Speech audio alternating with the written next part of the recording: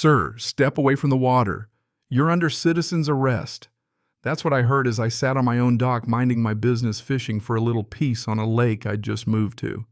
Imagine it morning mist, rising birds calling coffee warm in my hand. And then here comes Victoria, my new HOA neighbor, paddling at me like she's about to reenact D-Day, except her war is with me for the terrible crime of existing on my property fishing rod in hand. Her phone was out streaming me live to the neighborhood group, ranting that I was destroying our lake. You can't make this stuff up.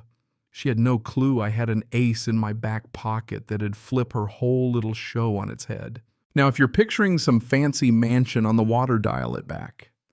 My place is a simple cabin with a dock that runs about 20 feet out.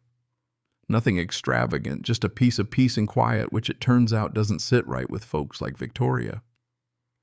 3 days I'd been there, just 3, and already I'd figured out where the big fish hide, how the mist curls at dawn, and exactly how a quiet morning could be wrecked by an angry neighbor with a paddle and a chip on her shoulder. She didn't even bother tying up gently. She threw her kayak up like she owned the joint, climbed onto my dock, and started waving a sound meter around, phone up, recording face set in that righteous, determined way you see on people who get off on the idea of fixing others. "You're violating our noise rules," she hollered. And before I could even sip my coffee, she was thrusting a violation notice at me, pre-printed, just waiting for my name. She'd filled it out in ink, documenting my crimes like a real-life Law and Order episode. "You have 48 hours to remove this dock or I'm calling the city," she announced, acting like her word was law, telling me how she's had 3 structures removed in 5 years, just absolutely full of herself. So I just sat there after she stormed off, staring at the notice with my cold coffee, the lake all quiet again, and thought, interesting. I looked out across the water. Victoria's house, big deck, pretty nice, and made a mental note. Later that evening, I spotted her on her own deck, binoculars glued to her face, watching me like I was a wildlife documentary, snapping photos of everything, my clothes, my fishing pole, how long I sat outside. It wasn't neighborhood watch, it was straight up surveillance. So what did I do? Like any rational 21st century human, I Googled her. Turns out she's famous, at least locally. The papers run stories about her brand of HOA justice. She's the kind who'll get a kid's swing set yanked because it's visual pollution, find a 70-year-old for parking his RV too long, you name it. She doesn't enforce the rules, she weaponizes them. I realized then this wasn't going to be some neighborly chat over coffee. This was war, and she fired the first shot the next morning.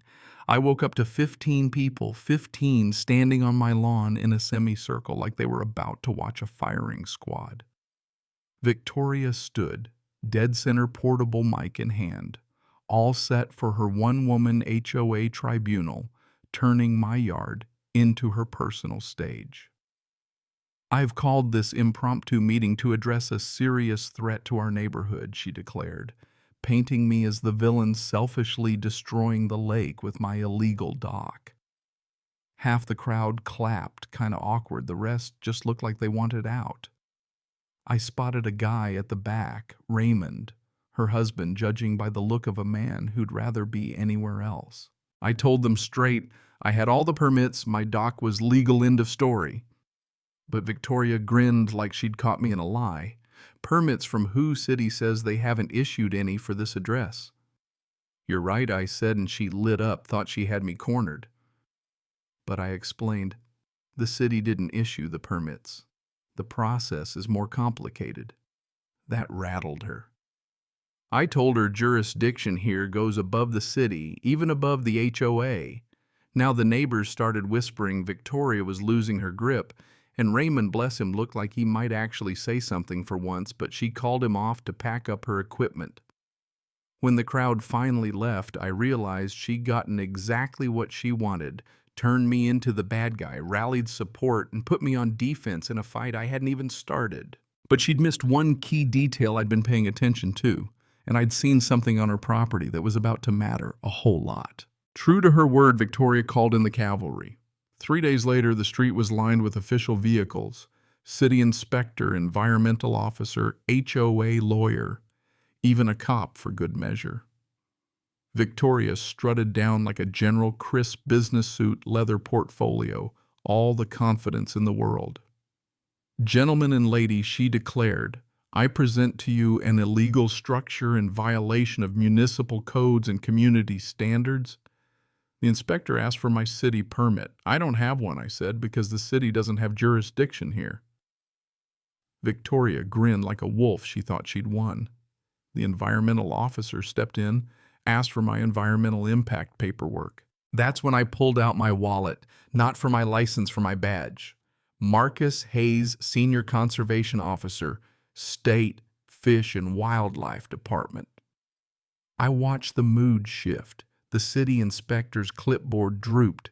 The environmental officer's jaw dropped. The lawyer's smile disappeared. Even the cops stepped closer to get a look. "This lake is under state authority." I said, "Not city." "I surveyed this place 3 years ago. My dock was built to the specs of a full state-approved assessment with materials designed to help the ecosystem." I handed over the signed environmental report, all official. You could see the light leave Victoria's face. She whispered, "This is impossible. I run this neighborhood. You run the HOA," I told her. "You don't run state environmental law." The officials apologized, packed up, and left. The lawyer vanished, and Victoria stood alone on my dock, looking like she'd been struck by lightning. But I knew this wasn't over. When she finally spoke, she dropped the neighborly act. "You think this is over? I have connections, people who owe me favors." Authority isn't just about law, it's about relationships. And there it was, the twist. This wasn't just about rules or the HOA or the environment. It was about power, leverage, secrets.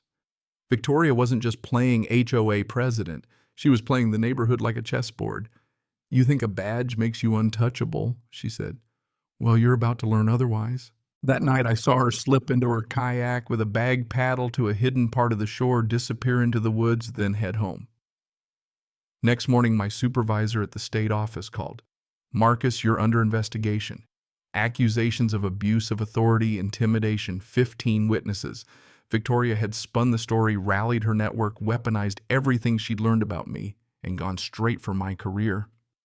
When I met with Director Foster, I showed him photos, video evidence, security footage of Victoria and her husband vandalizing my dock in the middle of the night, pouring chemicals, cutting lines. Foster watched the video, looked at the complaint, then smiled. "She's not just dealing with a neighbor now, Marcus. She's dealing with the state."